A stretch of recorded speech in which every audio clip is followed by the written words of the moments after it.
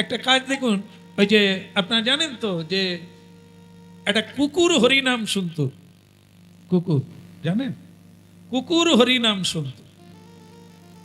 এই যখন হরিনামটা হয় তখন কুকুর হরিনাম শুনতো। যার কাছে হরিনাম শুনে সেই সাধুকে একদিন কুকুর বলছে যে আপনি তো অনেক কিছু পারেন, তা ঠাকুরকে বলে আমার একটা ব্যবস্থা করেন। আমি যেখানে হরিনাম শুনতে আসি নানা জীব জন্তু আমাকে জ্বালাতন করে। সেই ভক্ত তখন বলে তাহলে আমি ভগবানকে জানাই তুই বরং একটা রূপসী মেয়ে মানুষ হয়ে যা, মানে একটা কুমারী মেয়ে হয়ে যা, তাহলে আর কেউ তোকে জীবজন্তু জ্বালাবে না। তা সে একটা কুমারী সুন্দরী মেয়ে হয়ে গেল। বলে আপনি সাধুজি এত কিছু পারেন, জায়গা আমার বেঁচে গেলাম। কিন্তু সে যখন এইবার কলেজে যায় তখন অন্য লোকে আবার সিটি মারে। সে মেয়েটা আবার সাধুকে এসে বলছেন, সাধুজি আগে তবু ভালো ছিলাম, কুকুর দু চারটা জীবজন্তু আমার পিছনে লাগতো, এখন তো অনেক যুবকরাই আমার পিছনে লাগে, আমি কোথায় যাব? তো সাধু বলে আমি কি করব, তোকে কুকুর থেকে মানুষ বানিয়ে দিলাম, একটু ধৈর্য ধরে চল, দেখবি তোর বিয়ে হয়ে গেলে আর পিছনে কেউ লাগবে। এ দেখতে দেখতে এত সুন্দরী একটি মেয়ে তো এক রাজকুমারের পছন্দ হয়ে গেল, বড় লোকের ছেলে। দেখে বললেন আমি তোমাকে বিয়ে করব। তো বলে চলো, আমার বাবা আছে, মানে যে কুকুর থেকে মেয়ে বানিয়ে দিয়েছে সেই বাবা, জন্মদাতা, তাহলে তাকে বললে সব হবে। বলে কয়ে বিয়ের ব্যবস্থা হলো। আর বিয়ে তো হয়ে গেল, বউ বাড়িতে গেল। বউ বাড়িতে গিয়ে কি হলো, ওই দিনটাকে কি বলে, যেদিন বউ বাপের বাড়ি আসে না শ্বশুর বাড়ি আসে, ওই দিনটাকে কি বলে? কি ভাত? আচ্ছা তাই হোক, বউ ভাত। ওই দিন রাত্রিতে স্বামী স্ত্রী বিশ্রাম করছে, জীবনের প্রথম দিন, ফুলসজ্জাও বলে বোধ হয়, আপনাদের হয়নি বোধ হয়, এই জন্য শুধু বউ ভাত বললেন কিন্তু ওইটা বললেন না। আচ্ছা যাই হোক, তা এরকম একটা রাতে, রাত 2টোর সময় নূতন বউ উঠছে সুরসুর করে, ধীরে ধীরে করে উঠছে। ছেলে বলে আমাকেও ডাকছে না, এ যাচ্ছে কোথায়, যাবে কোথায়? ছেলে চুপটি করে পড়ে রইল, বউটা এগিয়ে গেল, আর তখন গিয়ে স্বামীটাও পিছনে পিছনে যাচ্ছে, দেখি বউটা কি করে। কি আর করবে, ওই যে সব নূতন আত্মীয়রা এসেছে না, তাদের সব দামি দামি জুতো পরে আছে, আর এ নূতন বউ গিয়ে সেই চামড়ার জুতো কাটছে, দাঁত দিয়ে, দাঁত শিরশির করছে জানে, সে মানে দাঁত দিয়ে জুতো কাটছে। আর তার স্বামী বলে কাকে বিয়ে করেছি রে, আর এ জুতো কেন কাটে, নূতন বউ কি দাঁতে জুতো কাটে? সে সব নূতন নূতন জুতো কেটে দিয়ে স্বামী বউটার আগে আবার ঝুপ করে শুয়ে পড়েছে, যাতে বউটা না বুঝতে পারে যে আমি এই ঘটনাটা দেখেছি। হ্যাঁ, তা বউটাও এসে শুয়ে পড়লো, সে বুঝলো আমাকে কেউ দেখেনি। হ্যাঁ, পরের দিন আবার ওই একই কাণ্ড করে, দিনের পর দিন একই কাণ্ড করে, খালি জুতো কাটে, চামড়ার জিনিস পেলে রক্ষা নাই, ব্যাগ ট্যাগ যা আছে সব কেটে গেল। ছেলেটা বিপদে পড়লো, নূতন বউ এত সুন্দর দেখতে, হ্যাঁ, এ আবার একটা কি গুণ ঢুকেছে, যাক আমি বরং ওকে কিছু না বলে ওর বাবার কাছে যাই। এর বোধহয় জন্মের সময় কোনো ব্যাপার ছিল, ওর বাবাই বুঝবে। তাই গিয়ে বললেন আরে জামাই বাবু আসেন আসেন, প্রণাম হলো, সবই হলো। বাবা তুমি চিন্তিত? আগে হ্যাঁ বাবা, বিয়ে হলো ধুমধাম, বউ ভালো, সব ঠিক আছে, একটা বউর দোষ আছে। বলে কি? রাত্রিবেলা উঠে খালি জুতো কাটে, চামড়ার জিনিস পেলেই কাটে দাঁত দিয়ে, আমি এইটা ধরতে পারি না, এটা কি রোগ আপনি যদি বলেন। তুমি মেয়েটাকে কিছু বলেছো নাকি? বল না। বলেন কি করব, বলবো না, ছেড়ে দেব। আপনাদের তো কোনো যায় আসে না, কিন্তু যাকে বলবো সে মেয়েটাকে আর নিবে কিনা, যদি ওর গোড়াটা বলি। ওর গোড়াটা কি? আরে তা সে জুতো কাটছে, এটা তো কোনো পুরানো ব্যাপার না, আগেও জুতো কাটতো এখনো। এইটা আমি ওকে বলবো কি করে? এত বলে, দেখো বাবা সত্যি কথা বলতে কি, আগে কুকুর ছিল, আমি ওকে ওর ভালোর জন্য, ও হরিনাম শুনতো ভদ্রভাবে, তাই ওর ভালোর জন্য ওকে আমি এই মানবী বানিয়ে দিলাম। এখন মানব বেনেছে, কিন্তু স্বভাবটা তো বোঝা গেল। হ্যাঁ, আমরা জন্মটা বদল হচ্ছে আমাদের, কিন্তু স্বভাব।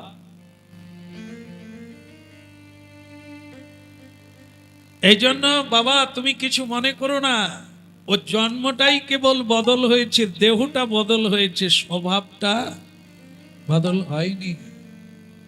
সুতরাং এটা করবে বলে, তাহলে তুমি কি খুব কষ্ট? বলে না, আমি কষ্ট পাই না। আমি কারণটা জানতে চেয়েছিলাম যে কেন এটা করছে। আপনি যেহেতু তার জন্মদাতা পিতা, আপনি জানবেন। আপনি বলে খুব ভালো করলে। এখন সে একটা কথা বলুন, কি করলে আর ও জুতো কাটবে? সুন্দর প্রশ্ন। স্বভাবটা কি করে বদল হবে? তো তখন বলছেন, দেখো বাবা, স্বভাবটা বিধাতার দেওয়া নয়। বিধাতার যেটা স্বভাব, মানে প্রতিটি নর নারী একটা ভাব দিয়েই বিধাতা পাঠিয়েছে। বলে সেটা কি? আর এটা কি করে এলো? যদি বিধাতা স্বয়ং ভগবান একটা ভাব দিয়ে পাঠায়, তাহলে সেটা তো এটা নয় না, এটা নয়। তাহলে সেটা কি? তার নাম হচ্ছে স্বভাব, নিজের ভাব। আমি কোনটা? আমি তো দেহ নয়, আমি হচ্ছে আত্মা। আত্মার প্রভুকে পরমাত্মা, পরমাত্মার প্রভুকে স্বয়ং ব্রহ্ম, ব্রহ্মের প্রভুকে অনাদিরাদি কৃষ্ণ ভগবান। তাহলে কৃষ্ণ থেকে যদি আত্মা বিচ্ছেদ হয়, মানে আসে, তাহলে কৃষ্ণের স্বভাব আত্মার মধ্যে আছে। তাহলে প্রতিটি মানুষের স্বভাব যেটি মূলত, সেটি হচ্ছে কৃষ্ণ ভাব, কৃষ্ণ সেবা ভাব, কৃষ্ণ দাস্য ভাব, কৃষ্ণ ভক্তি ভাব। কিন্তু সেই ভাব চাপা পড়ে পরভাব প্রকাশ পাচ্ছে।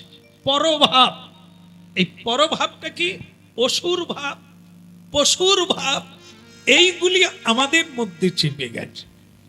জন্ম জন্মান্তর পশুর মতো হিংসা করতে করতে হিংসা প্রবৃত্তিটা জীবজন্তুর উপরেও হয় আর মানুষের উপরেও হয়। বোঝা যাচ্ছে? এই প্রবৃত্তি কি করে আমরা পেলাম? অসৎ সঙ্গ করতে করতে, অসৎ উপদেশ মানতে মানতে, করতে করতে, এখানে যত মানুষ আছে, যত জন আছে, প্রত্যেকের আলাদা আলাদা স্বভাব, আলাদা আলাদা ভাব। এটাই প্রমাণিত করে আপনি যেমন কর্ম করছে, কর্ম অনুসারে আপনার প্রবৃত্তি বা তাকে আপনারা স্বভাব বলেন, সেটা তৈরি হয়ে গেছে।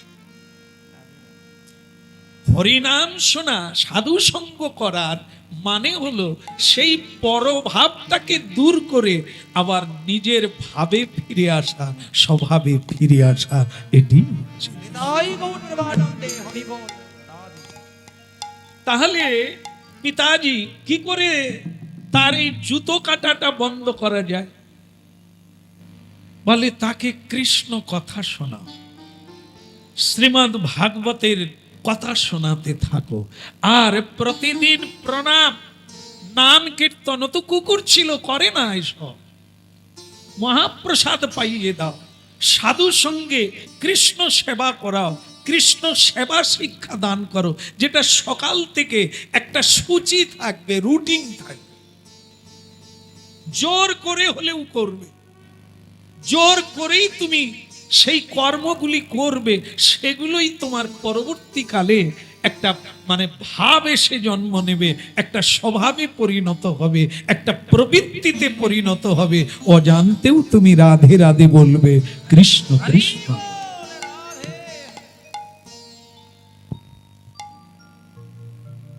জগাই মাদাই কৃষ্ণ ভক্ত হলো, অজামিল ব্রাহ্মণ থেকে চণ্ডালে পরিণত হলো, পরবর্তীকালে আবার কৃষ্ণ ভক্ত হলো। বেশ্যা বাড়িতে গিয়ে গিয়ে বিল্বমঙ্গল ঠাকুর বাবার শ্রাদ্ধের দিনেও গেল, তিনি আবার এত বড় কৃষ্ণ ভক্ত হলেন যিনি ভগবান শ্রীকৃষ্ণ তার হাত ধরে বৃন্দাবনে নিয়ে গেল। তাহলে মানুষকে পরিবর্তন করতে মানুষই পারে। কর্মের দ্বারাই প্রবৃত্তি তৈরি হয়, আবার কর্মের দ্বারাই প্রবৃত্তিকে বদলে ফেলা যায়। এই জন্য যেগুলি শোনা হলো, কুকুরের প্রবৃত্তি, পশুর প্রবৃত্তি তো আমাদের মধ্যেও রয়েছে। প্রসাদ পাওয়ার কথা, অপ্রসাদী বস্তু পাচ্ছি। সত্য কথা বলার দরকার, মিথ্যা চিরকাল বলে আসছি। সাধুর সঙ্গে থাকার কথা, কিন্তু অসাধুর সঙ্গে আছি। ঈশ্বরের সেবা করার কথা, মায়ার সেবা করছি জগৎ ব্রহ্মাণ্ড। এই জন্য এর মূলত তত্ত্ব হচ্ছে ভগবত সেবায় নিযুক্ত হও, জোর করে টেনে এনে বসাও, মনকে জোর করে ওকে এখানে টেনে আনো, তবে ওটাই একদিন তোমার কাছে অভ্যাসে পরিণত হবে শ্রীকৃষ্ণ ভজন। রাধে রাধে। জগতে এমন অনেক অনেক জিনিস আছে যা আমরা এখনো পাই না। কত আশা, কত আকাঙ্ক্ষা, কত কামনা বাসনা, এটা হবে, ওটা হবে, ওটা পাবো, সেটা পাবো, পাই না। সকলের সাধ্যে সবকিছু হয় না। জীবনের শেষ দিন পর্যন্ত এ পৃথিবীর সবকিছু পাওয়া যায় না। কত পরিশ্রম করে মানুষ একটা ছোট্ট বাড়ি বানায়, একটা সংসারকে টেনে নিয়ে যায়। এই পৃথিবীর এত দামি দামি জিনিস আছে যা একটা মানুষের পক্ষে সবকিছু সম্ভব নয়। কিন্তু এই সমগ্র পৃথিবীটাই যদি একটা মেলা হয়, আর এই মেলা যিনি খুলেছেন, আমরা যদি তাকে নিতে পারি, তাকে ধরতে পারি, তিনি হলেন কৃষ্ণ, তিনি ভগবান। এ বিশ্ব অনন্ত ব্রহ্মাণ্ডের মেলা তিনি খুলেছেন। আর তাকে যদি আমরা ভজন করতে পারি, তাকে যদি সেবা করতে পারি, তাকে যদি সন্তুষ্ট করতে পারি, তার কৃপায় আমার অপূর্ণ বলে কিছু থাকবে। এই স্বাধীনতা ভগবান মানুষকে দিয়েছেন। কর্মটা আপনি করবেন, এ স্বাধীনতা আপনার আছে, ফলটা তিনি দেবেন। কেমন? দু রকমের ফল আছে, একটা কুফল, একটা সুফল। তা আমরা যেরকম কর্ম করব সেই ফলটাই তিনি দান করবেন। এজন্য তিনি বলছেন যে যথামাং প্রপদ্যন্তে স্তাং স্তৈব ভজাম্যহ, যে আমাকে যেভাবে ভজন করে। কথাটা এইরকমই, আপনি যতটা দেবেন ততটা, যেভাবে করবেন সেভাবে, যেভাবে চাইবেন সেভাবে। যেমন মনে করুন অনেকে মায়ের পুজো করেন, মা কালীর পুজো করেন, মা দুর্গার পুজো করেন, শিবজির পুজো করেন, ইত্যাদি ইত্যাদি নানা দেব দেবীর পুজো করেন। তাহলে আমি কি পেতে পারি? যার পুজো করছি আমি তাকে পাবো। তো বলে তাহলে কি এই যে যেই কালা সেই কালী, কালী বল, কালী বল। তো যদি আমি কালীর পুজো করি কি কালাকে পাবো না? কি বলে যে যদি কালী পুজো করি তাহলে কি কালাকে পাবো না? বা যদি কালার পুজো করি কালী পাবো কিনা? যদি নারায়ণের পুজো করি লক্ষ্মী দেবীকে পাবো কিনা? আবার যদি লক্ষ্মী পুজো করি নারায়ণকে পাবো কিনা? এগুলো প্রশ্ন। বলছেন না, কালী বললে কালীকে পাওয়া যাবে, কিন্তু কৃষ্ণ বললে কৃষ্ণকেও পাওয়া যাবে আর কালীকেও পাওয়া যাবে। কেমন?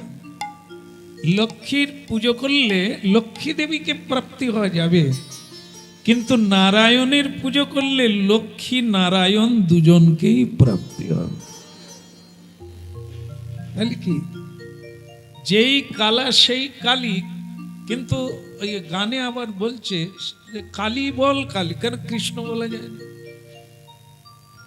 কৃষ্ণ থেকে কালী, হ্যাঁ, দুর্গা থেকে কালী, লক্ষ্মী, সরস্বতী সব এসেছে, কিন্তু তার আগে হচ্ছে আদি পুরুষ হচ্ছে ভগবান শ্রীকৃষ্ণ। তার বাম অঙ্গ থেকে লাদিনী, আল্লাদিনী শ্রেষ্ঠা, সেই ত্রিগুণময়ী মহামায়া শ্রী রাধা রানীর আবির্ভূত হলো, যার নাম বলা হয়েছে মহালক্ষ্মী। লক্ষ্মী অনেক আছে, কিন্তু মহালক্ষ্মী হচ্ছে রাধা রানী। সেই রাধা রানী থেকে মা দুর্গা, দুর্গা থেকে যত দেব দেবীর আবির্ভূত হয়েছেন। সুতরাং এমনকি আমাদের হরিবাসরে যে মায়েরা আছেন, সেই মায়েরাও লক্ষ্মী দেবীর অংশে বা মা দুর্গা দেবীর অংশে জন্ম নিয়েছেন। আর সকল পুরুষেরা নারায়ণের অংশে, বিষ্ণু অংশে জন্মপ্রাপ্ত হয়েছে। ইহাই হলো তত্ত্বত। এই জন্য কি যেটার ভজন করব আমরা তাকে পাব, কিন্তু শ্রীকৃষ্ণ ভজন করলে সমগ্র বিশ্বের সব কিছু প্রাপ্তি হয়ে যাবে।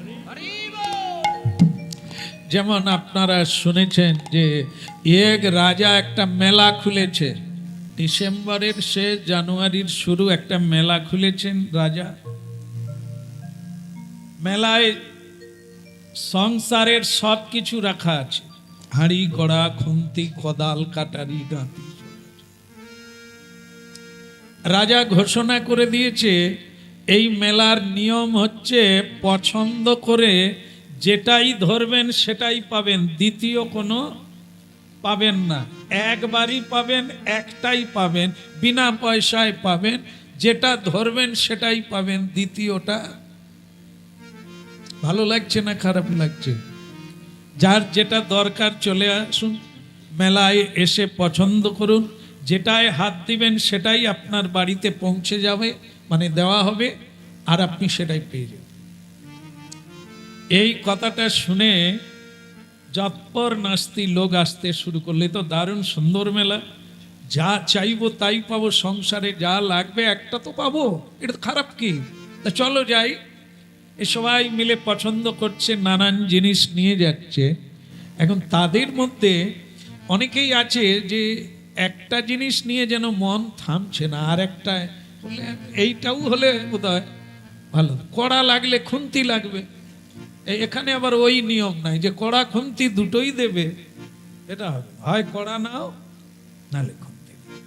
তো মেলায় বারবার ঘোষণা করা হচ্ছে যে এই মেলার হচ্ছে এই নিয়ম। তো স্বয়ং যিনি মেলাটা খুলেছেন সেই রাজা বা জমিদার, তিনি একটা তাঁবু করে সিংহাসনে বা চেয়ারে তিনি বসে আছেন অনেক লোকজন নিয়ে। তা এবার সকলেই খুঁজছে, এগারো হুড়াপাড়া করছে, তাড়াতাড়ি নিয়ে নিতে হবে, নালে শেষ হয়ে যাবে, খুব ভিড় লেগে গেছে। তার মধ্যে একটা লোক, ভক্ত মানুষ, একটু হরিনাম টাম করেন, তা তিনি খালি জিনিসপত্র নিচ্ছে না, খালি দেখছে। আর বারবার জিজ্ঞাসা করছে রাজার লোককে, আচ্ছা আমি যদি দুটো নিই? বলে খবরদার, একটাই লাগবে, আর বেশি নেওয়া যাবে না। তাহলে ঠিক আছে, একবারে যেখানে রাজা বসে আছে সেই জায়গায় চলে গেছে। একবার তো রাধে রাধে বলাই যায়। সকলে কড়া খুন্তি নানা রকম জিনিসপত্রের কাছে আছে। সে চালাক ব্যক্তিটি রাজার কাছে চলে গেছেন, গিয়ে অনুরোধ করছেন, আচ্ছা এই যে মহারাজ বসে আছেন, আপনি মেলার ভেতরে না বাইরে? রাজা বলে, মন্ত্রী ডাক্তারও রাখো, পাগলা লোক, লোকে জিনিসপত্র কাঁধে করে নিয়ে চলে যাচ্ছে, সে এখানে বলে আমি বাইরে না ঘরে। আরে বোকা লোক, তোর আমি কোথায় বসে আছি তোর জেনে লাভ কি? তুই নে না, কিটা নিবি নিয়ে পছন্দ কর না, ওদিকে তো সব শেষ হয়ে গেল। বলে সে হোক, আমার মাথায় ঢুকছে আপনি মেলার ভেতরে না বাইরে? মন্ত্রী বলে দাও তো আমি কোথায় আছি। আরে বোকা, ও তো মহারাজ তো মেলার ভেতরেই বসে আছে, তাঁবুটা কোথা, মেলার ভেতরে না? তাহলে মেলার ভেতরে। বলে তবে ঠিক আছে, আমি রাজাকেই নেব। রাজা বলি পাগলা লোক নাকি, আরে তুই আমাকে নিয়ে কি করবি, তোর সংসারে কি কাজে লাগবে? তুই বরং কিছু জিনিসপত্র নে, সংসারের তৈজসপত্র, বিষয় বৈভব, এগুলো তো লাগে সংসার করতে গেলে, তাই এর মধ্যে নাকি। তো সে বলছে আপনি তো মেলা খুলেছেন, নিয়ম দিয়ে দিয়েছেন, যেটা হোক একটাই পাবো। তা আমি ঠিক করেছি আমার সংসারে অনেক কিছুই লাগবে, একটা নিয়ে আমি কি করব? বলে তা তুই আমাকে নিয়েই বা কি করবি অত ভাগা? বলে মহারাজ মেলাটা সম্পূর্ণ তো আপনার। বলে হ্যাঁ। বলে তাহলে আমি যদি আপনাকে নিই, এইবার আপনাদেরও মাথায় ঢুকেছে, তার মানে এবার আপনারাও কড়া খুন্তি ছেড়ে দেবে। এই তা বলে মহারাজ আমি আপনাকেই নিতে চাই। বলে কেন? বলে আপনাকে নিলে সমগ্র মেলাটাই আমার পাওয়া হয়ে যাবে, কোনো একটা জিনিস নয়, সব কিছুই আমার হয়ে যাবে, আমি আপনাকেই নিতে চাই। কি আমরা কি বুঝতে পেরেছি? এই জগৎটাই একটা মেলা। জগতে এমন অনেক অনেক জিনিস আছে যা আমরা এখনো পাই না। কত আশা, কত আকাঙ্ক্ষা, কত কামনা বাসনা, এটা হবে, ওটা হবে, ওটা পাবো, সেটা পাবো, পাই না। সকলের সাধ্যে সবকিছু হয় না। জীবনের শেষ দিন পর্যন্ত এ পৃথিবীর সবকিছু পাওয়া যায় না। কত পরিশ্রম করে মানুষ একটা ছোট্ট বাড়ি বানায়, একটা সংসারকে টেনে নিয়ে যায়। এই পৃথিবীর এত দামি দামি জিনিস আছে যা একটা মানুষের পক্ষে সব কিছু সম্ভব নয়। কিন্তু এই সমগ্র পৃথিবীটাই যদি একটা মেলা হয়, আর এই মেলা যিনি খুলেছেন আমরা যদি তাকে নিতে পারি, তাকে ধরতে পারি, তিনি হলেন কৃষ্ণ, তিনি ভগবান। এ বিশ্ব অনন্ত ব্রহ্মাণ্ডের মেলা তিনি খুলেছেন। আর তাকে যদি আমরা ভজন করতে পারি, তাকে যদি সেবা করতে পারি, তাকে যদি সন্তুষ্ট করতে পারি, তার কৃপায় আমার অপূর্ণ বলে কিছু থাকবে। বৈষ্ণব সিদ্ধান্তে মহৎগণের ইহাই মত। যিনি জগৎ সৃষ্টি করিয়াছেন, পালন করিতেছেন এবং পরিশেষে তিনি বিলুপ্তি ঘটাবেন, সেই অনন্তের পতি, সেই অনন্তের মালিক হচ্ছেন স্বয়ং ভগবান কৃষ্ণ করুণাময়। তাকে যদি আমরা শরণ নিতে পারি, এ জগতে আর কোনো অভাব থাকবে না। এই জন্য এই শ্রীকৃষ্ণ ভজনই হচ্ছে কলিকালের একমাত্র ভজন, রাধা কৃষ্ণের উপাসনা। আমি বিভিন্ন ভজন করতেই পারি, বেগার সময় নষ্ট হবে, অনেক সময় চলে যাবে একটা সামান্য আশা পূর্ণ করার জন্য। নামে বুক ভরে যায়, অভাব মিটায়, স্বভাব জাগায় মহাসুখী। তাই এ জগতে বহু পণ্ডিত ব্যক্তি, চালাক ব্যক্তি ভগবান শ্রীকৃষ্ণের চরণে শরণ নিয়েই আর বাকি সব ত্যাগ করে দিয়ে তার চরণে বৈরাগ্য। আমরা সবাই কৃষ্ণ কথা শুনি, একটা পথে চলবো বলে।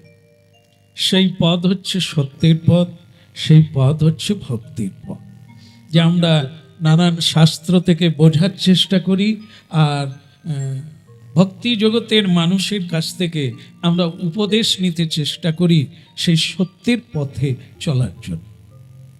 তাই এ বড় কঠিন। ত্রিলোচন নামে এক ভক্ত, মানে খুব ছোটবেলা থেকেই, যেমন আপনারা দেখেন যে সে সংসারে কেউ কোনোদিন হরিবোল বলেন, কিন্তু এবার একটা বাচ্চা জন্ম নিয়েছে, সে আবার হরি ছাড়া কিছু জানে না। এরকম হয় কি না? এমন কোনো মেয়েরাও থাকে যে তার বাড়িতে কেউ কোনোদিন তিলক দেয় না, কিন্তু সে মেয়েটির ইচ্ছা ছোটবেলা থেকে তিলক দেয়। যাই নিরামিষ পায়, মানে প্রসাদ পেতে চায়, কিন্তু সংসারের কেউ তো এগুলো রাজি নয়। এ যেন সে প্রহ্লাদ মহারাজের বাড়ি আর কি, অসুরের বাড়ি। ভালো চাইলে সবাই চায় না, মনে করে ওটা খারাপ পথ। যাই হোক, যার যেমন ভাবনা, সেটা খারাপ বলবো না। এভাবে যে ব্যতিক্রম দেখা যায়, কৃষ্ণ ভক্ত জন্ম জন্মান্তর যদি ভক্তির পথে চলতে থাকে, সে যেখানেই জন্ম নিক না কেন, সে একটা সুযোগ নেবে, এসে যায়। তাই ত্রিলোচন নামে যে ভক্তটি, সে তার বয়স অল্প, এখন কত হবে, 16 বছর বয়স হবে। আর এই সময় সে অনেকটা 16 আনা এগিয়ে গেছে। মানে ভগবানের জন্য সকালবেলা উঠেই ফুল তুলবে, একটু কীর্তন করবে, তালি বাজিয়ে, করতাল বাজিয়ে, আরতি কীর্তন, এটা তার আনন্দ। সবাই বাড়ির ঘুমিয়ে আছে, উহু হু হু হু, কিন্তু ছেলেটি উঠেই সে শাঁখ বাজায়, সে ঘন্টা বাজায়, সে নিজেই কীর্তন করে তার মতো করে সে ভগবানের সেবা করছে। একবার মা বাবার কাছে আবেদন রাখলো, আমি গুরু করতে চাই, মানে এই পথের কাউকে আমি গুরু করে আরো এগোতে চাই। মরণ দশা, এরপরে গপ বেরো, গপ বেরোলেই তোর জন্য আমি মেয়ে আগের থেকে দেখে রেখেছি, বিয়ে করি, সংসার করি। ওসব কি, ওই করতাল বাজালে কেউ আর মেয়ে নাকি? হ্যাঁ কি না? ঘান্নার কেন? আপনারাই তো বলে, ওই করলে তুই মেয়ে পাবি, যেন মেয়ের জন্যই জীবনে সব কিছু কর। অনেকে করে না, ঘর বাড়ি রং করে না, যখনই ছেলের বিয়ে দেবে তখনই ঘর রং করে। ঘাট বাঁধানো নেই, বুড়ো মা কতবার ঘাটে পড়ে গেছে, খোকা গো, বুড়া গো, ঘাটটা বাঁধি দাও না, না তুই পড়ে মা। কিন্তু যেই ছেলের বিয়ে হবে, থামো ঘাট বাঁধাই। তার কি আশ্চর্য জিনিস আসবে ঘরে, কাদের জন্য করা হচ্ছে? যাই হোক, এই সংসারের জন্য আমরা তো কত কিছু করি, কিন্তু ভগবানের জন্য করি না। আবার ব্যতিক্রম আছে, ভগবান ছাড়া কিছু জানে। এই বিচিত্র সংসারে এরকম অনেক কিছু বৈচিত্র্য দেখা যায়, আশ্চর্য হওয়ার কিছু নেই। যেমন কর্ম, যে যেমন জন্ম জন্মান্তর করে যাবে, সেই মর্জি, সেই ভাব, সেই মেজাজ, সেইটা নিয়েই সে জন্ম নেবে। জন্মটা ফ্যাক্টর না, যে তার মা কৃষ্ণ ভক্ত নয়, সে কৃষ্ণ ভক্ত হবে কি করে, এটাও একটা কাজ থাকে। কিন্তু যার জন্ম জন্মান্তর করার থাকে, তার লাগে না, এসে যায়, ও করেই নেয়। বলো রাধা মাধব কি, হরি বল রে বল রে, হরি বল রে, হরি বল রে বল রে, হরি বল। একবার বলো রে বল রে, হরি বল। একবার বলো রে বল রে, হরি বল রে, হরি বল রে, হরি বল রে, হরি বল রে, হরি বল রে, হরি বল রে, হরি বল রে, বল রে বল রে, হরি বল রে, বল রে বল রে, হরি। একবার বল রে বল রে, হরি বল রে, একবার বল রে বল রে, হরি বল। হরি বল, হরি বল, হরি বল ভাই রে, হরি বল, হরি বল, হরি বল ভাই রে, হরি বল, হরি বল, হরি বল ভাই রে, হরি বল, হরি বল, হরি বল ভাই রে। হরি নাম বিনা কলি কালে আদি গতি নাই রে, হরি নাম বিনা কলি কালে আদি গতি নাই রে। হরি নামে উদ্ধা দিল জগাইয়ার মাথায় রে, হরি নামে উদ্ধা দিল জগাইয়ার মাথায় রে। হরি বল রে বল রে, হরি বল রে, হরি বল রে বল রে, হরি বল।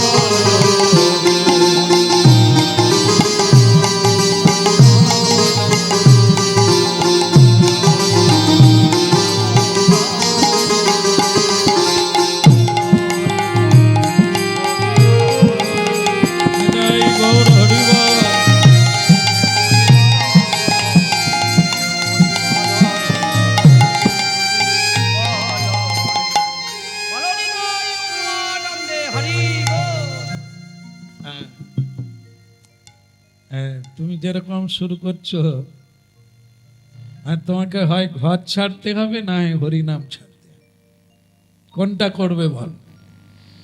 ওই যে ত্রিলোচন ছেলেটার কথা বলছে, শুরু করছিলাম তো, তার মা বাবা বাড়ির লোক আত্মীয় একটা মিটিং করলো, হয় ঘর ছাড়ো নাহলে হরি ছাড়ো। তো তখন ছেলেটা বললে, আপনারা আমার মা, আপনারা আমার বাবা, আত্মীয় স্বজন, আপনাদের সেবা আমি করব না? বলে সেবা যদি করতে চাও তাহলে হরিকে ছাড়ো। বলে হরিকে তো ছাড়ার কোনো প্রশ্ন আসে না, আমি তো আপনাদের সেবা করব, সেবা করার পর আমার হরি সেবা কখন হবে সেটা আমি বুঝে নেব। বলে না, এখানে তোমার করতাল বাজানোও চলবে না, এই হরির চিত্রপটও রাখা যাবে না, হরি দলের কোনো লোকজনও এখানে ঢোকা যাবে না, আর হাত তুলে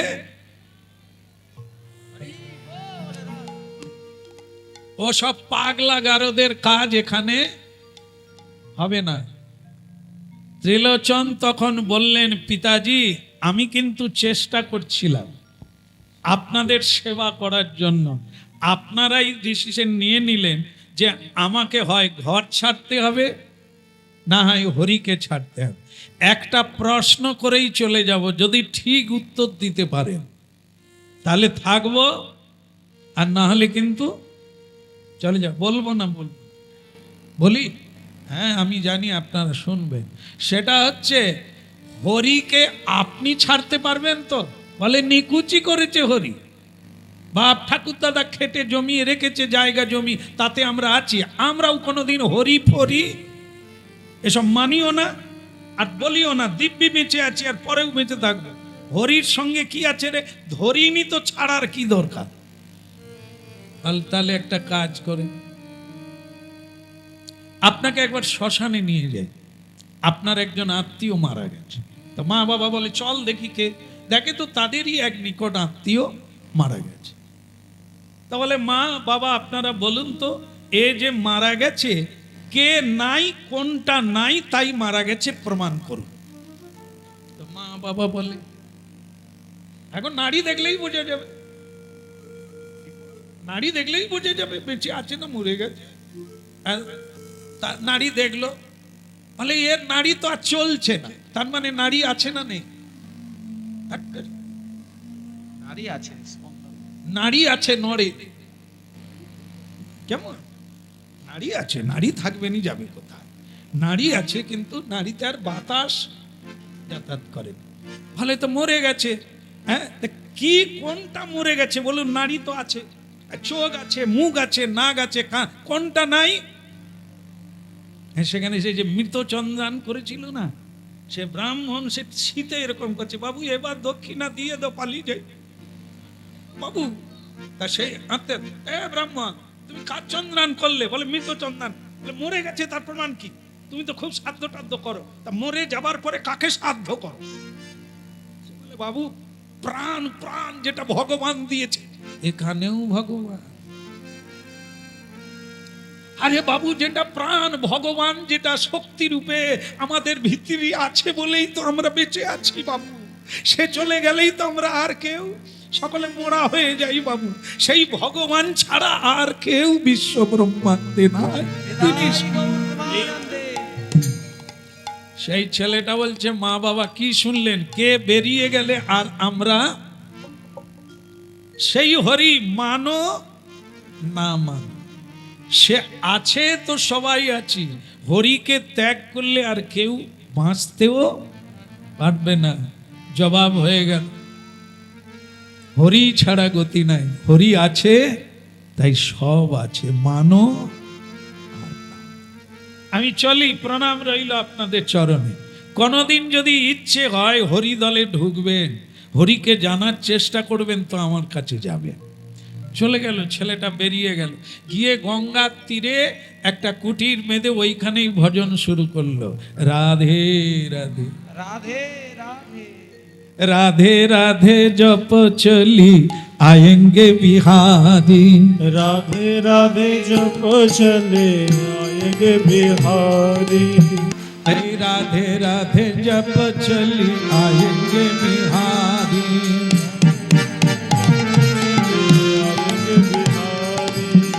आएंगे बिहारी चली आएंगे बिहारी, आएंगे बिहारी चले आएंगे बिहारी।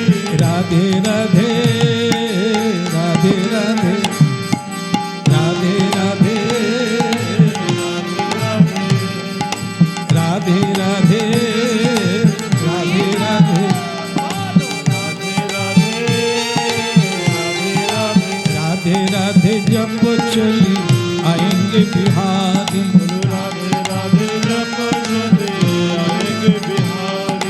राधा मेरी चंद्रा चकोर है बिहारी,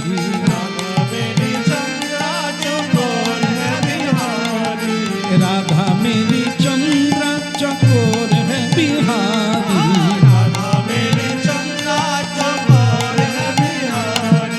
राधा मेरी गंगा, राधा मेरी गंगा,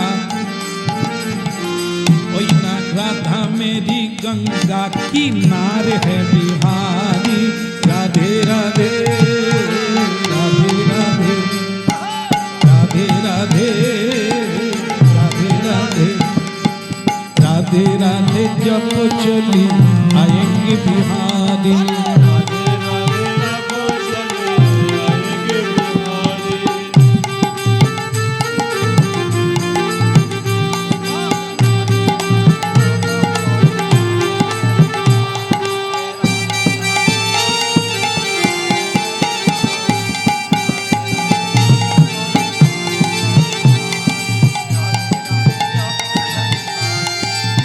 हरि बोल।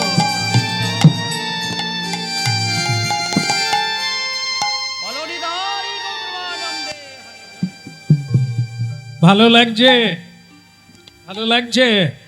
এই নির্জন জায়গায় এসে বাড়ি বানালাম, আপনারা আসবেন আপনাদের সময় হলে, কোনো অনুরোধ রইল না, নিমন্ত্রণ থাকলো, যখন যার সময় হবে নাকি,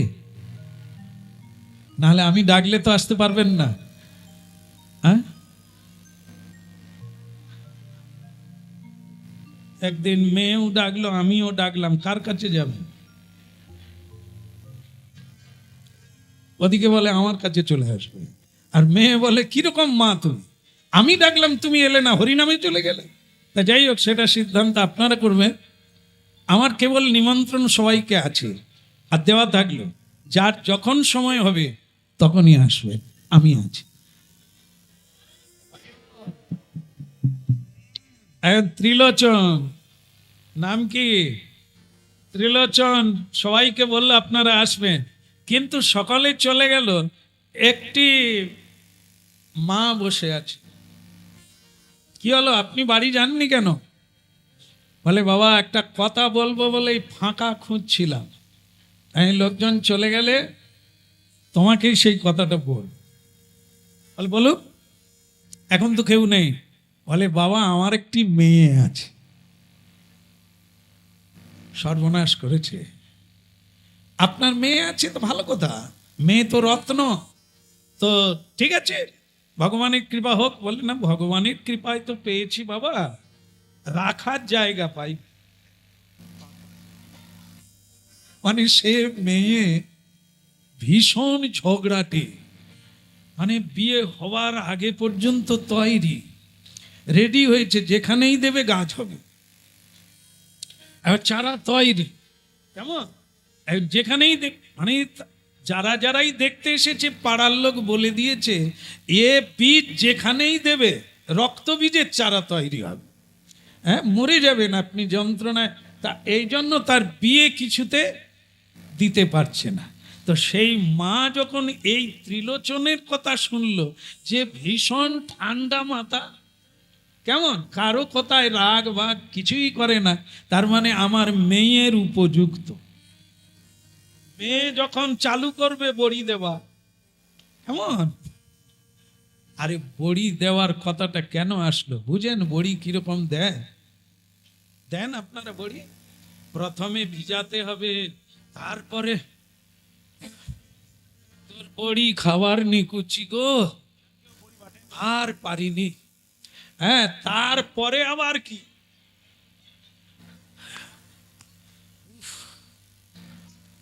তোর বড়ি খাওয়া বেরিয়ে যাবে গো। এই বড়ির মতো যারা হাসতে পারবে সে হচ্ছে ওই রকম মেয়ে। তো বলছে কেন এখানে দিতে চাইছে, এ ছেলেটি এত ঠান্ডা, কৃষ্ণ ভজন করে, এ আমার মেয়ে যদি ওকে থাসে বা বাটে, ও কিচ্ছু বলবে না। কেমন? তা মেয়ের মা দেখলো যে একদিন হয়তো এই সাধুর সঙ্গ প্রভাবে আমার মেয়ে একদিন কৃষ্ণ ভক্ত হয় কি না, হয় না? যেমন মনে করুন একজন কাঠ কিনেছে, ওই বাজারে কাঠ কিনেছে রান্নার জন্য, ছোট ছোট এরকম, এটা এরকম বোঝা নিচ্ছে, কিন্তু বোঝাটা তার চাইতে বেশি ভারী, মানে তার অকুলান হচ্ছে, সে পারছে না। পাড়ার একটি ছেলে সাইকেলে করে বাজার থেকে বাড়ি আসবে, সেই লোকটি তাকে ধরেছে, বাপরে তুই আমাকে একটু নিয়ে যাবি? বলে হ্যাঁ। বলে তুই চল তাহলে আমাকে একটু সাইকেল করে বাড়ি পৌঁছে দে। সাইকেলে উঠতে যাবে তখনই কাঠের বোঝা তুলছে। সে ছেলে বলে আমার টায়ারে হাওয়া কম আছে, আমি আপনাকে নিয়ে যেতে পারবো না। বলে কেন? এই তো বললি নিয়ে যাবি। বলে আপনাকে নিয়ে যাব, কাঠের বোঝা আমি পারবো। বলে ঠিক আছে তুই চল, কাঠের বোঝা তোকে নিতে হবে না, কাঠের বোঝা আমি মাথায় রাখবো।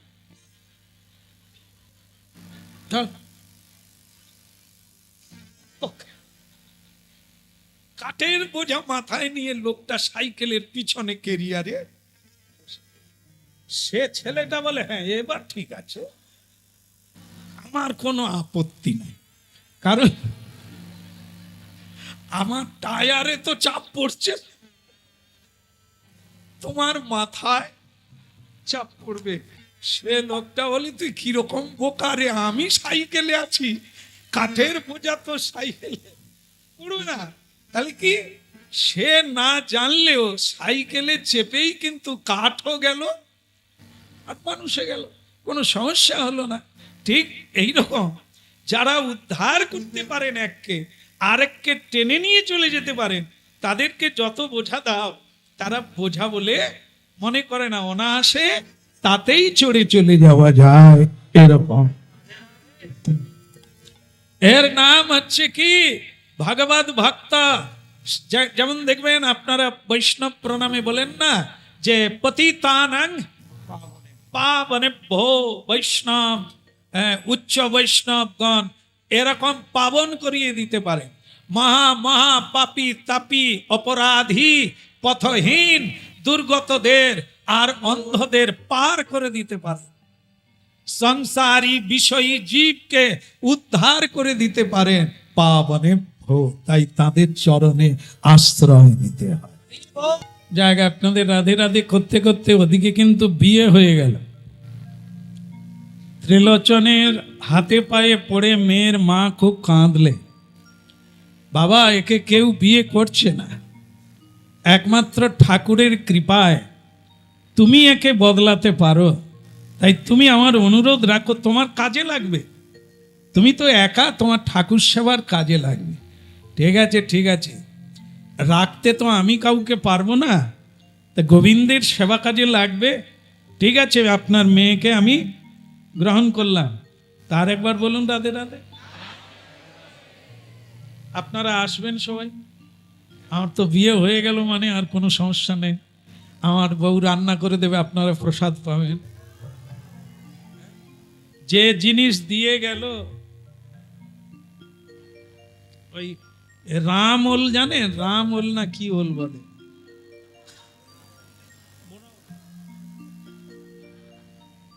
যত ছাল ছাড়া আর যত তেঁতুল দেন, এ দেখলেন না যে আগের জন্মে কুকুর ছিল, এ জন্মেও জুতো কাটছে কি, আর এ জিনিস বিয়ের পরেই বদলে যাবে, অনেক সময় লাগবে তো। কেমন? তাই একবার দিল ঠিক আছে ঠিক আছে। ওর নাম হচ্ছে বল্লভী। নামটা দারুণ, আমার খুব পছন্দ।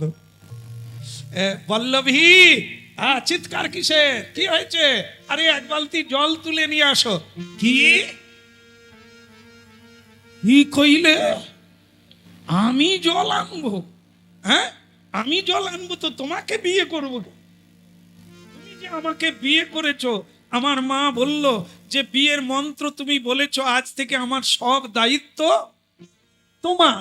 আমি জল আনবো? ও মা গো, তুমি কোথায় দিয়ে গেলে গো? আরে বল্লভী, তুমি পারবে না? তো ঠিক আছে, তোমায় জল আনতে হবে। তবে একটা কাজ করো, আমি যখন ভোগ লাগাবো তুমি একটু ঝাঁঝ বাজাবে। বলে আমার মা বলে আমি কথা বললে ঝাঁঝ বাজে,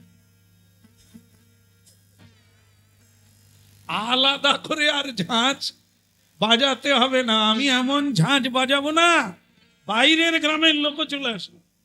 হ্যাঁ, বলে তুমি শুধু রেডি হও, আমি ঝাঁঝ বাজাবো। তো বাস এরকম করে কাটছে। মানে ওই কি নাম ছিল ওর? ওর নাম বল্লভী, বল্লভের নাম কি? আপনাদের ধন্যবাদ, মনে রেখেছেন। হ্যাঁ, তার ত্রিলোচন সে তো জেনেই নিয়েছে জিনিস, অতএব সে সব সহ্য করে নিচ্ছে। আর ভগবানকে বলছে প্রভু দিয়ে গেছে, কাজে লাগবে না। সব ফুল কি মাটিতে পড়ে যায়? কোনো ফুল কি ব্রাহ্মণ তোলে না? সে কি তোমার চরণে দেয় না? তা ফুলটা দিয়ে গেল, তোমার সেবায় লাগবে না? তুমি দেখো না, লাগিয়ে দাও না ঠাকুর। সে বলতেই আছে, এ তো ঝাঁঝ বাজাচ্ছে। মানে ভোগ না হতে হতে বলছে খেতে দিবে না, চলে যাব বাপের বাড়ি, তাড়াতাড়ি দাও। আর সে তখন, স্বামী তখন বলছে আরে কোথায় যাবে তুমি, তোমার চাল নেওয়া হয়েছে, ভগবান হলো বলে এই তো ভগবানের হয়ে গেল, বলো যাবে কোথা? বলে জানো, আমার খিদে লাগলে আমি আবার কামড়ে দিই। তো তার স্বামী তখন বলছে কামড়াও মা, এখনই ভোগ হয়ে গেল। তাকে স্বামী খেতে দেয়, এরকম করে চালাচ্ছে। কেমন? কেন না জানে ঈশ্বরের দৃষ্টি যার উপর পড়ে, আজ না হয় কাল। আরে লোহা যদি আগুনে পড়লে কি হয়? রূপ বদলে যায় না, লাল হয়ে যায়। তাকে যদি কেউ কিছু বানাতে পারে, সে তো গোবিন্দ সেবায় লেগে যায়। তা মন্দিরে এসে গেছে, সে কি কালো হয়ে ফিরে যাবে? ঈশ্বরের দৃষ্টি পড়বে, সাধুদের দৃষ্টি পড়বে, ইচ্ছে না থাকলেও হরিনাম শুনবে, একদিন না একদিন গোবিন্দ সেবা। হ্যাঁ? তা কি হলো? এইবার চলতে লাগলো, কিন্তু যেটা হওয়ার সেটাই হলো। যেন ত্রিলোচনের কাছে দুটি ঠাকুর এসে দাঁড়িয়েছে, এক মন্দিরে ঠাকুর আর এক বল্লভী মা ঠাকুর। এও জিনিস চায়, ওদিকে ভগবানের সেবার সময় বয়ে যায়। একেও দিতে হবে, এ যখন যেটা চাইবে বলবে তা মানতে হবে, না হলে সে বাপের বাড়ি চলে যাবে। তার মানে এরও সেবা করতে হচ্ছে, আর গোবিন্দের সেবা তো টাইম বাই টাইম করতে হবে। চাষবাস আছে, গরু আছে ভগবানের দুগ্ধের জন্য, এসবও দেখতে হবে, ফুল তুলতে হবে, ভোগ রান্না করতে হবে। এই করতে গিয়ে দেরি হয়ে যায়। ভগবানকে গিয়ে কেঁদে কেঁদে বলে ঠাকুরজি একটু লেট হয়ে গেল। এরকম প্রতিদিনই বলে যায়, যত দেরি হয় প্রতিদিনই, আজ আধ ঘন্টা, কাল 1 ঘন্টা, পরের দিন 2 ঘন্টা লেট হতেই আছে। কোনোদিন আবার ভক্ত বৈষ্ণব পৌঁছে গেলে আরো দেরি হয়ে যায়। কি করবে কি না করবে কিছুই খুঁজে পায় না। সে তখন অস্তব্যস্ত হয়ে করে, আর ঠাকুরজিকে জানায় ঠাকুরজি অন্য কোথাও খেয়ে নাও না, তারপরে এসে খাবে। মানে তোমার তো অনেক জায়গায় নিমন্ত্রণ, একটু চালিয়ে নাও না, এই সময়টা যদি খিদে লাগে তারপর ঘুরিয়ে আসো না, আমার ভোগ হয়ে যাবে। ভগবানও কি সেরকম শোনে কিনা কে জানে, তিনিও কিছু বলে না। তুই দে বাপ, কি করবি, আমি তো দেখতে পাচ্ছি 2টো ঠাকুর, তো ওরও সেবা করতে হবে, আমারও সেবা করছিস, আবার ভক্ত এলেও কাউকে না বলে না। তা তুই আর কত দিকে যাবি? তা কর, আমি আছি, কোথাও যাওয়ার দরকার নেই, তুই রান্না কর, তারপরে তুই ভোগ চড়া, আছি। তা একদিন এই করতে করতে ভগবান দেখলো বেচারা এত সহ্য গুণ, কাউকে কিচ্ছু বলে না। হ্যাঁ, এটা তুমি করলে না, স্ত্রীর উপরেও রাগ করে না। হ্যাঁ, কাউকে বলে না যে আপনি একটু হাত লাগিয়ে দেন, কাউকে একটু অনুরোধও করে না একটু আমাকে হেল্প করেন। এরকমও বলছেন ঠাকুর সেবা তো অনেকেই করবে, কিন্তু যে করবে তার হবে, আমার কি হবে? হ্যাঁ, তবে মনের মতো লোক পাওয়া তো খুব কঠিন, গোবিন্দ সেবার উপযুক্ত। এই তো হয় বল্লভী দিয়ে গেছেন, আর কেমন তা আমি কি করব, ওই নিয়ে রেখেছি, এখনো তৈরি হয় না, তবে হবে আশা আমি জানি। ভগবানের দৃষ্টি কোনোদিন বিফলে যাবে না, তার দৃষ্টি হচ্ছে, এই জন্য নিয়ম আছে, ভালো লাগুক আর না লাগুক, প্রতিদিন সকালবেলা উঠে একবার মন্দিরে যান, গোবিন্দের দিকে তাকান, যদি চিত্রপট থাকে তার দিকে তাকান। আমরাও যেমন তার দিকে তাকাই, তিনিও তেমনি আমাদের দিকে তাকান। আমরা হয়তো তাকে দেখতে পাই না, কিন্তু তিনি আমাদের, এই তার দেখাটাই জরুরি, আমাদের দেখাটা জরুরি নয়। তিনি যদি দেখেন যে আমি প্রতিদিন মন্দিরে যাচ্ছি আর প্রণাম করছি, একদিন কি গোবিন্দের ইচ্ছা হবে না একে কৃপা করি? এই আমাদের কাজ হচ্ছে করে যেতে হবে, আর তার কাজ হচ্ছে একদিন কৃপা এ ফল তিনি দান করবেন। কেমন বলো, কানাইয়া লাল কি, রাধা রানী কি। স্বয়ং ভগবান দেখলেন না না, আমারই জন্য হাত পুড়ছে, পা পুড়ছে, কত কষ্ট হচ্ছে, আমি একবার নিজেই যাই, ওকে একটু সাহায্য করি। স্বয়ং ভগবান মাথায় পাগড়ি বেঁধে ছদ্মবেশ ধারণ করে, এক যুবকের বেশ ধারণ করে, ত্রিলোচনের বাড়িতে চাকর রূপে থাকবে বলে আসছেন রাধেশ্যাম। হৃদয় গৌরবানন্দে শ্যাম তেরে বংশী বাজে ধীরে ধীরে, শ্যাম তেরে বংশী বাজে ধীরে ধীরে,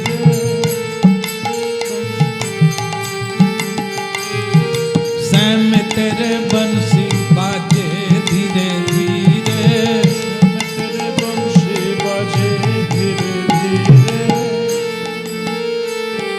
স্বয়ং ভগবান, স্বয়ং ভগবান গান গাইতে গাইতে হেলে দুলে ত্রিলোচনের বাড়িতে আসছে। শ্যাম তেরে বংশী, ও শ্যাম তেরে বংশী বাজে ধীরে ধীরে, শ্যাম তেরে বংশী बाजे धीरे धीरे। बाजे धीरे धीरे जमुना किनारे, बाजे धीरे धीरे, यमुना किनारे, बाजे धीरे धीरे कि जमुना किनारे, बाजे धीरे धीरे यमुना किनारे। श्याम तेरे बंसी, आहा श्याम तेरे बंसी बाजे धीरे धीरे, तेरे बंशी बाजे धीरे धीरे। आहा बाजे धीरे धीरे जमुना किनारे, बाजे धीरे धीरे यमुना किनारे, बाजे धीरे धीरे जमुना किनारे, बाजे धीरे धीरे यमुना किनारे। श्याम तेरे बंसी बाजे धीरे धीरे,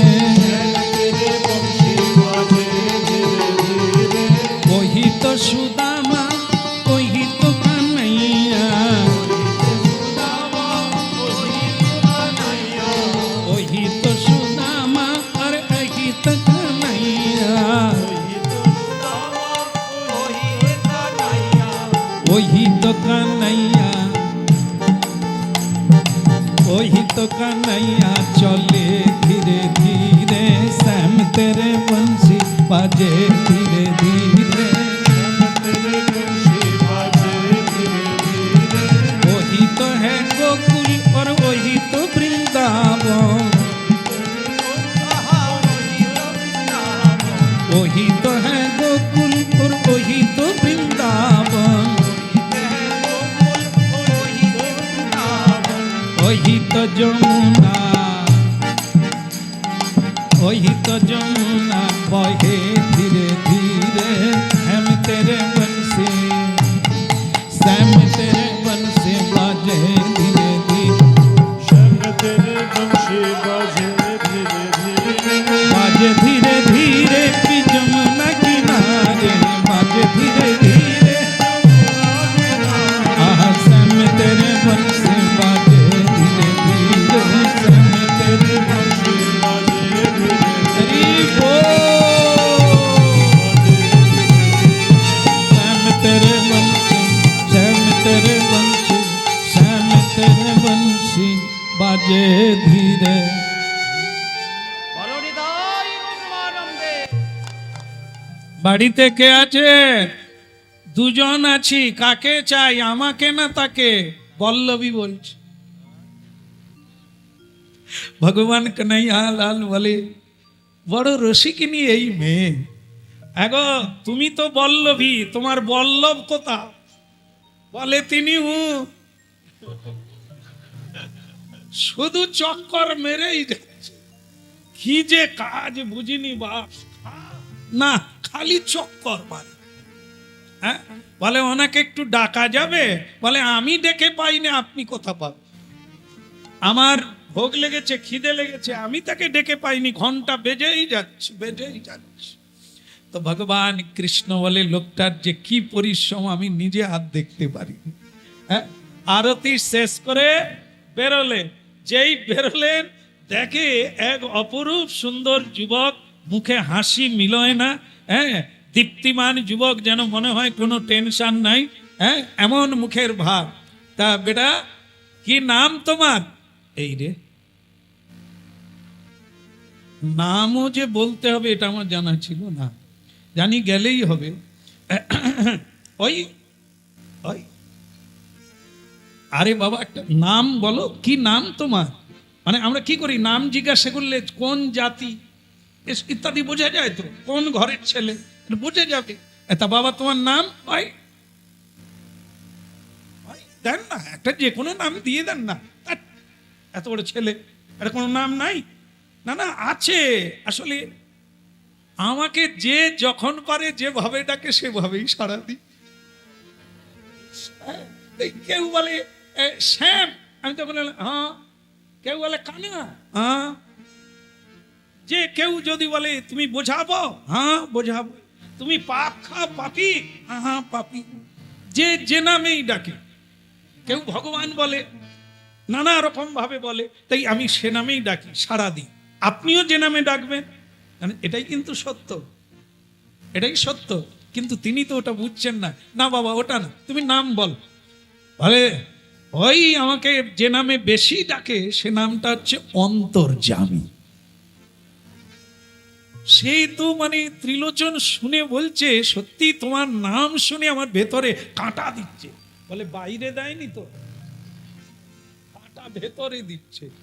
ত্রিলোচন বলছে, বলে ভাগ্যিস, আসলে কি জানেন তো আমার নাম তো অন্তর্যামী, বলে ওই জন্য আমার ভেতরে কাঁটা দিচ্ছে। তুমি কি সেই অন্তর্যামী নয় তো? ভগবান বলে আমি সেই অন্তর্যামী হলে এরকম পাগড়ি বেঁধে ঘুরে বেড়াই? জানেন তো একটা ভালো কাজ খুঁজছি, জানেন কাজ পাই না, কাজ করতে চাই আর পেট ভরে খেতে চাই, কেউ কাজেই নিচ্ছে না। লোকে বললো এই ত্রিলোচনের কাজের লোকের দরকার, তাই আপনার বাড়িতে চলে এলাম। ও তুমি কাজ করবে? করবে, বলে আমি সব কাজ পারি। মানে সব কাজ? বলে হ্যাঁ একদম, আপনি যা বলবেন, যা বলবেন তাই।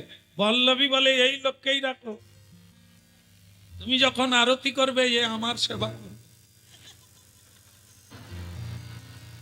তুমি তো মানে গোবিন্দ সেবার ফাঁক পাও না, তা আমার কাজ করবে কে?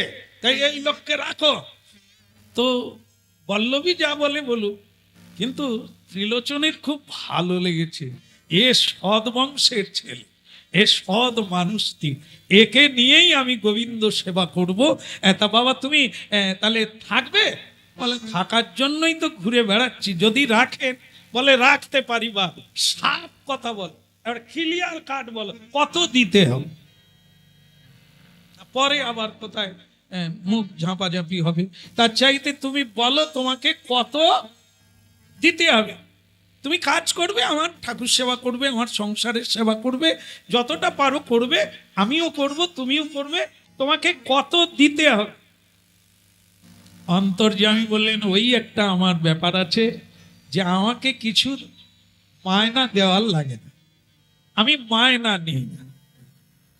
বলেন পল্লবী দেবী বলে শোনো, লোক চেনা বিসম্ভার, মায়না নেয়নি তবু তাকে কেউ নেয়নি, বোঝো?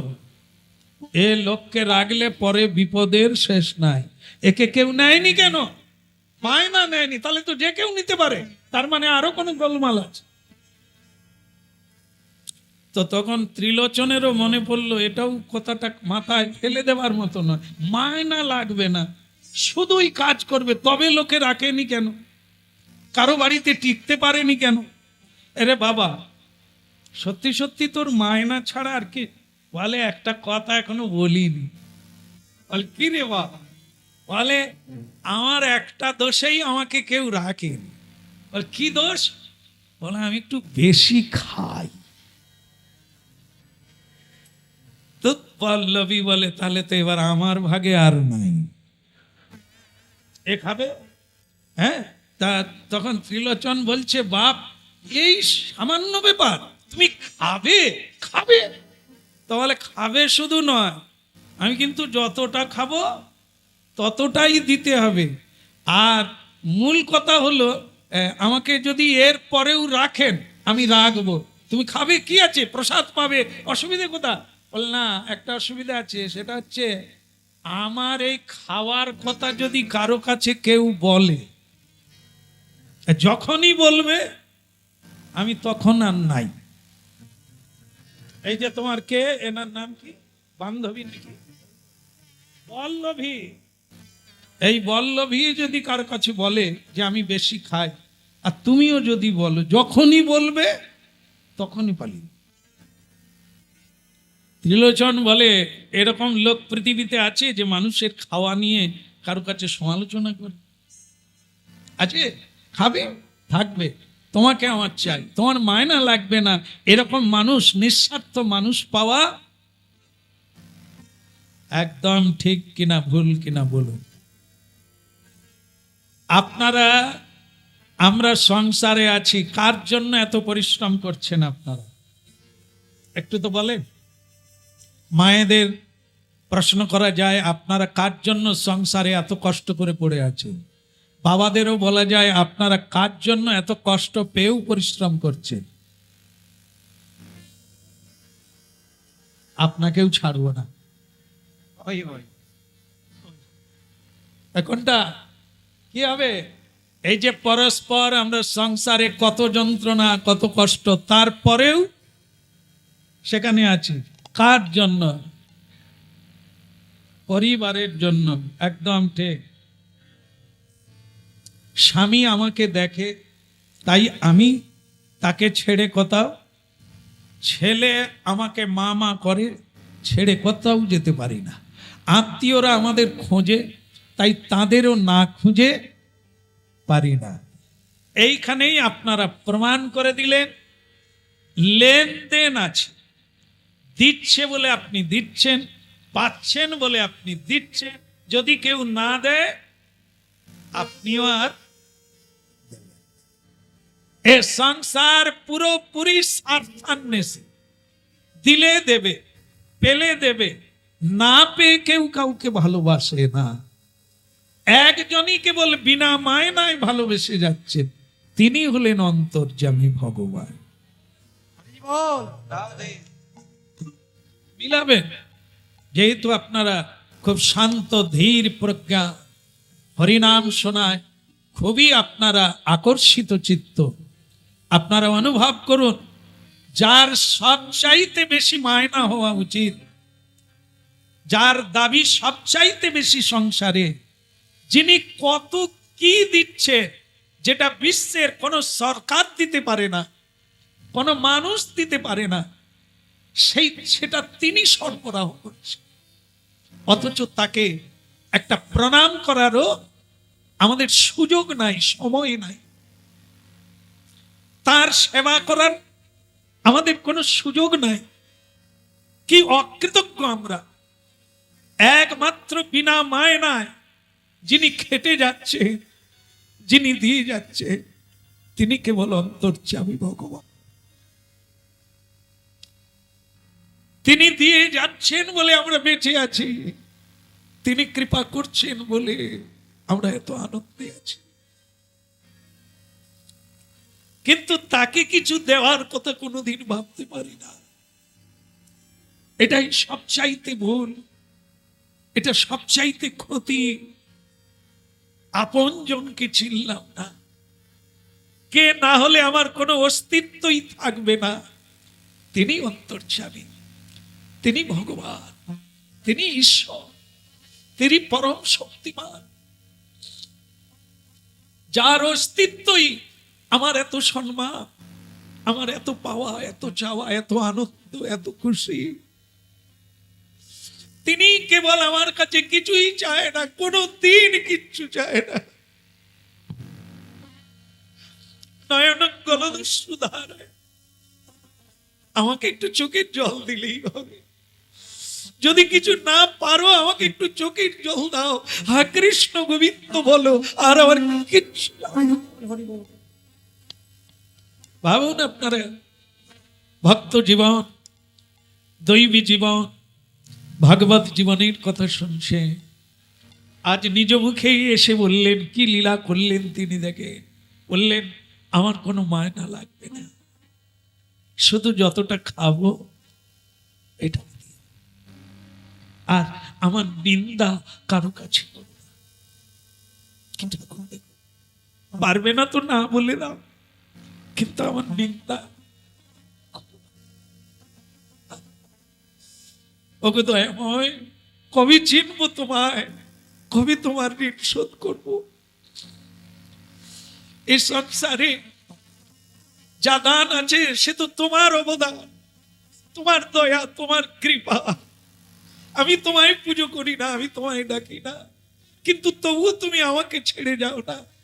সংসারের মানুষ কেউ কাউকে না ভালোবাসলে সে তাকে ভালোবাসে না, কিছু না দিলে কেউ কিচ্ছু দেয় না, না পেলে ঝগড়া করে, না পেলে অভিমান করে, কিন্তু তুমি কোনোদিন অভিমান করো না, তুমি কোনোদিন করো না।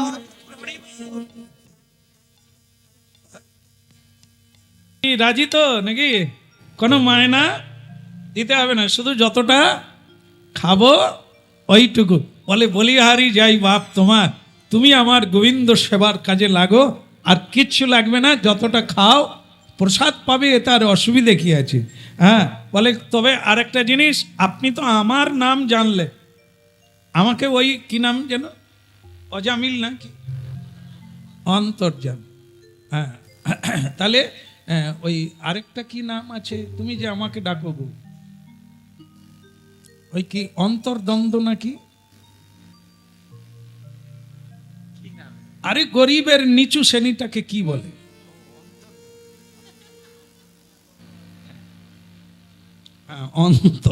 বিপিএল এর নিচে আছে। আচ্ছা, ওই ওই ওই আমি ওই নিচে আছি, কৃপা করবেন সরকার হুজুর। বলো রাধে রাধে। তাহলে বলে আপনি তো আমাকে অন্তর্যামী বলে ডাকবেন, কিন্তু আপনাকে কি বলে ডাকবো? বলে ত্রিশূল। ত্রিশূল নয়, আরে যার বাড়িতে থাকলো ত্রিলোচন, আমি ত্রিশূল বললাম, ত্রিলোচন। বলে না না, ওটা হয় নাকি? আপনি কে আর আমি কে? আপনার বাড়িতে আমি চাকর, আপনাকে আমি ত্রিলোচন বলে ডাকবো, হয় নাকি?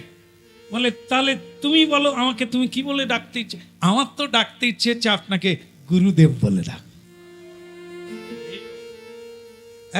ভক্ত আমার মাতা পিতা গুরু, আর ভক্তই আমার নাম রেখেছে বলে তুমি আমাকে গুরু বলবে?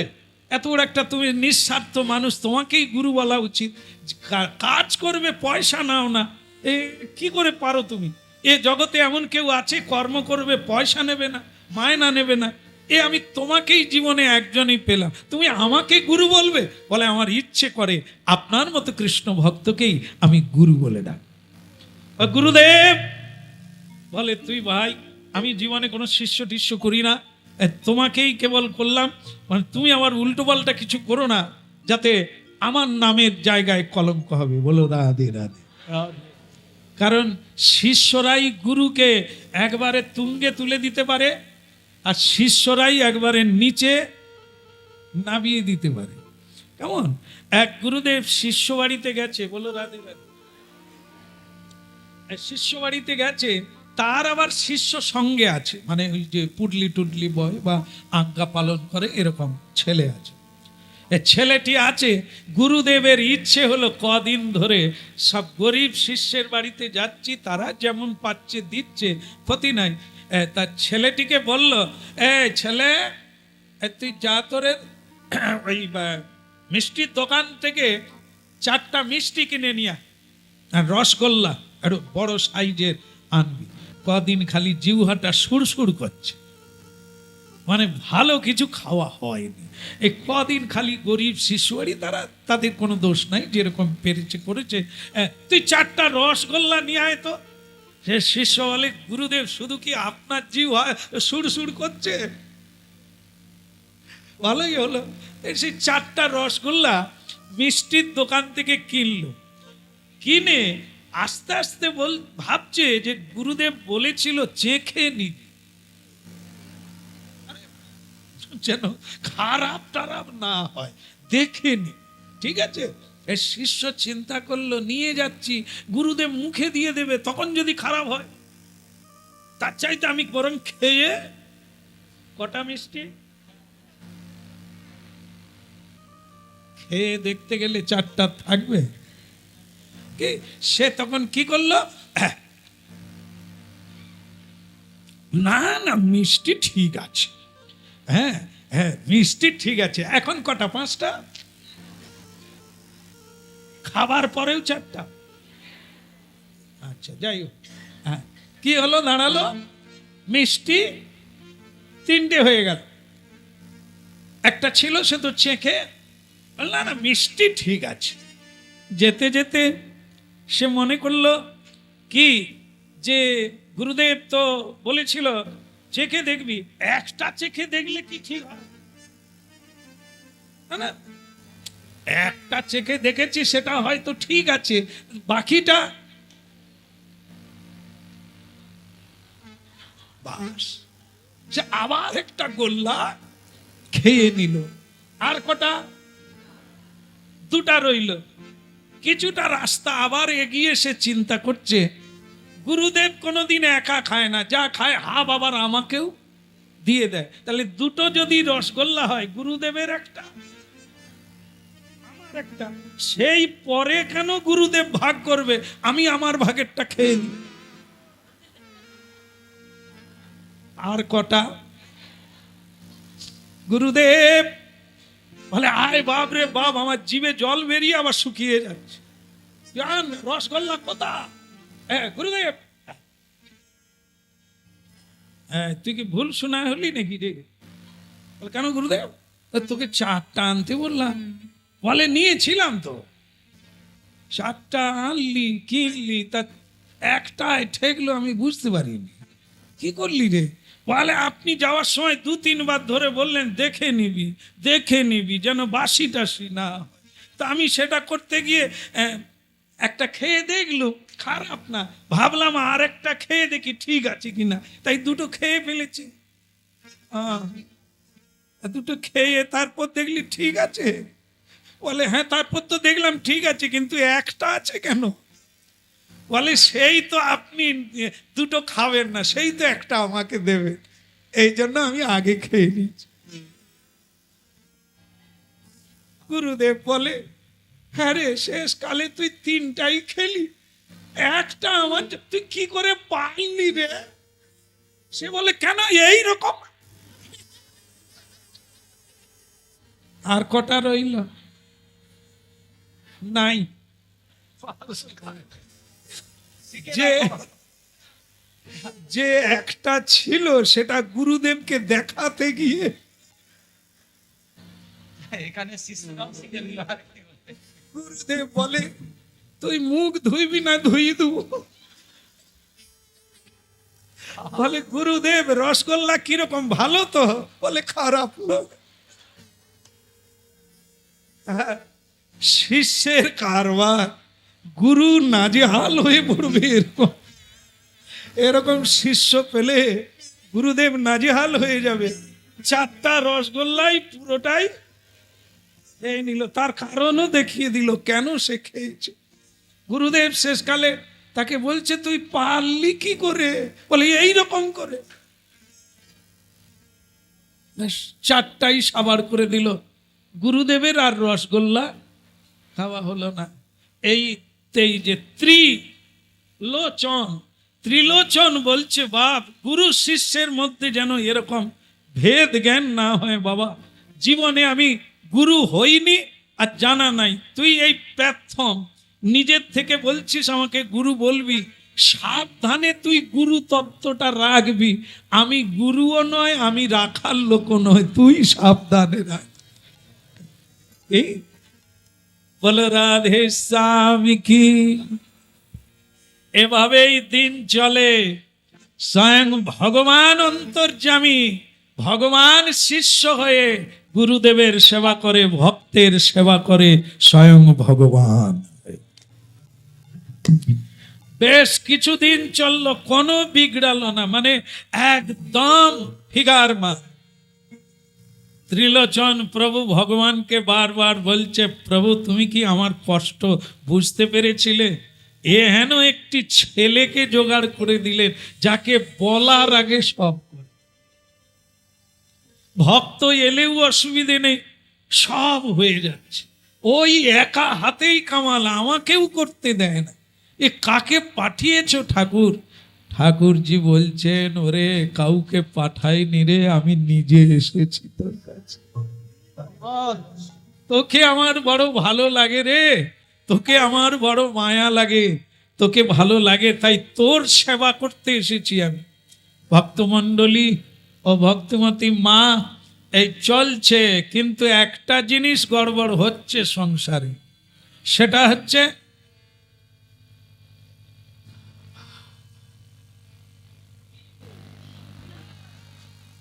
ও মা গো, কি খাবার খায় গো।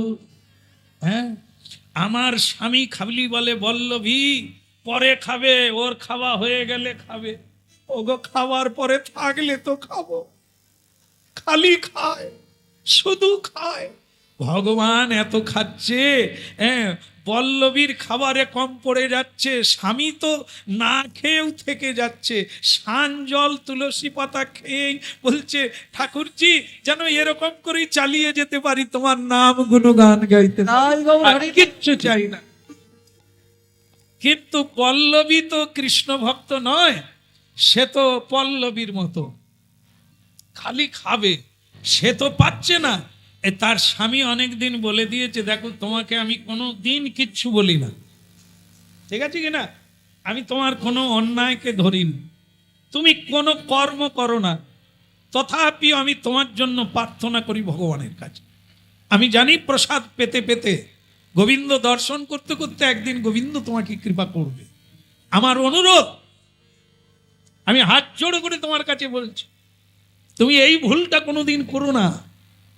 এই ছেলেটির নামে, মানে এই অন্তর্যামীর নামে তুমি কারো কাছে কোনো নিন্দাবাদ করবে না, এইটুকু দোহাই।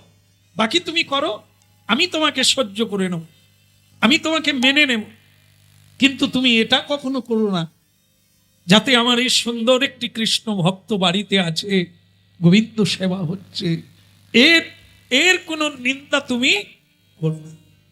বল্লভী মাথা নেড়েছিল, করবে না, কিন্তু সহ্যের তো একটা সীমা আছে। তাকে যদি তুলসী পাতা আর গঙ্গা জল খেতে হয়, কতখানি সহ্য করব? হ্যাঁ, এমনি পাড়ায় ঘুরতে বেরিয়েছে বল্লভী, হ্যাঁ, যেই ঘুরতে বেরিয়েছে, কিরে তা তোর মুখ শুকনো শুকনো কেন? ওই মেয়েদের যেরকম হয়, তুই আবার কাউকে বলিস।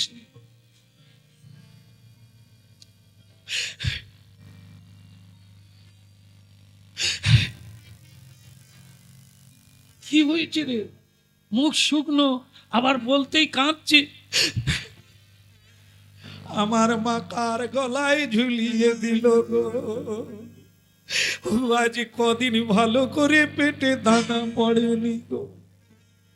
কি বলিস? তোর বাড়িতে কত লোকজন ঢুকছে বেরোচ্ছে, পেট ভরে খাচ্ছে, মহাপ্রসাদ পাচ্ছে, আর তোর হয় না? বলে আজ কদিন শুধু জল আর তুলসী পাতা গো। বলে তাহলে যে এত ভোগ হচ্ছে, খাচ্ছে কে গো? বলে দেখো নি কে মোটা হচ্ছে গো, গায়ে তেল বেরোচ্ছে, তিক তিক করছে, গাট্টা গুট্টো হচ্ছে, ওই তো একাই খাচ্ছে। বলে কে কে? বল না তোমরা আবার কাউকে বলবে গো, পাড়ার লোক তো জানেন কিরকম পেটের কথা। আমি কি না রোদ লাগে? তুই ক ক ক, কি হয়েছে? আমি কাউকে বলবো না, ক। এই ক বলতে গিয়ে বল্লভী বলছে, ওগো ওই যে অন্তর্যামী বলে আছে, মায়না দেয়নি বটে, মায়নার চাইতে বেশি খায়। আগো এত খায়, আমরা দুজনে খেতে পাইনি। কি বলবো জানেন, ওইটাই যেদিন থেকে ঢুকেছে আমার ডালপালা শুকিয়ে যাচ্ছে। কি করবো বলুন তো? এই যা বলেছে, এদিকে ওকে তো পাড়ার লোক ধরে নিয়েছে। আহা রে, তুই আমার বাড়িতে খা, যা হয়েছে খা। ওই আজকে জ্যান্ত খাবি? বলে ওগুলো তো ইচ্ছে হয়, পাইনি। কি জানো, আমাকে বলে দিয়েছে ওগুলো খাবো, খেলেই আমাকে ঘর থেকে তাড়াবে। তাই ভয়ে মা ওদিকে খেতে দিতে পায় না, আর এখানে চলে গেলে আমি কোথায় যাবো, তাই সহ্য করে পড়ে আছি। না খেতে ওরা দেবে, খাবো। ঠিক সেই সময় বল্লভী, বল্লভী, এই আমার স্বামী খুঁজছে। যাই গো যাই, গঙ্গা জল তুলসী খাই গো খাই। গঙ্গা জল পরে খাবি? এই শোনো, তুমি কি অন্তর্যামীকে দেখেছো? অন্তর্যামী না তো দেখি না। এই শোনো, তাকে আমি কোথাও পাচ্ছি না, ঘাটেও পাচ্ছি না, গঙ্গার ধারেও পাচ্ছি না। ফুল তুলতে যায় তাও দেখছি না, মালা গাঁথে তাও দেখতে পাই না, ভোগ রান্না করে তাও তাকে আমি খুঁজে পাই না। তুমি দেখেছো? জানো বল্লভী, তুমি কি কোথাও কারো কাছে তার নিন্দে করেছো? সর্বনাশ, তার যে কন্ডিশন ছিল, নিন্দা করলে চলে যাবে। ঝপাং করে স্বামীর পায়ে পড়ে গিয়ে বলছেন, আমাকে ক্ষমা করে দাও স্বামী, আমি তার নাম ধরে নিন্দা করে ফেলেছি, আমি পাড়ার লোককে জানিয়ে দিয়েছি সে বেশি করে খায়। স্বামী বলল, বল্লভী দিলে তো, তুমি চিনতে পারলে না, ও অন্য কেউ নয়, স্বয়ং অন্তর্যামী। করলে তো জীবনে ভজনও করলে না, পেয়েও তাকে ধরে রাখতে পারলে না, তুমি তাড়ালে। তুমি নিন্দা করা মাত্র সে মন্দির থেকে চলে গেল। বল্লভীর পরিবর্তন হলো। এই সে প্রথম কাঁদলো, এই সে প্রথম স্বামীর পায়ে ধরে ক্ষমা চাইল। জানো স্বামী, ওকে আমি সহ্য করতে পারতাম না, আবার ওকে ভালো না বেশিও পারতাম না, কিন্তু স্বভাব তো আলাদা, তাই আমি নিন্দা করে ফেলেছি, আমাকে ক্ষমা করে দাও।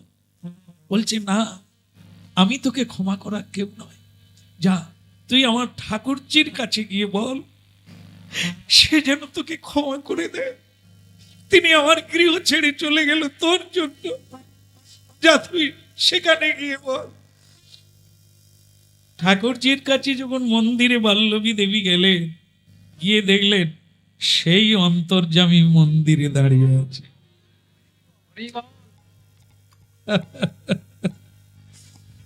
কি অন্তর্যামী, তুমি তো খুব লুকোতে পারো, চলে গেলে আবার এলে কেন? ভগবান বললেন, বল্লভী আমি চলে যাইনি, চিরকাল আছি, আর থাক। তবে আগে তুমি সেবিকা ছিলে না, আজ তুমি সেবা করার সংকল্প নিলে, আর আমার চাকর রূপে থাকার। আপনারাও প্রসাদ পান। সারা বছরটা আপনাদের শুভভাবে কাটুক, সুন্দরভাবে কাটুক, এই আমার প্রার্থনা। আর সর্বদা কৃষ্ণ কথাই বলুন, কৃষ্ণ কথা শুনুন। তিনি অন্তর্যামী রূপে সবার অন্তরে উপস্থিতিতে আছেন। আপনারা সত্য বলুন আর সদ্ভাবনা করুন।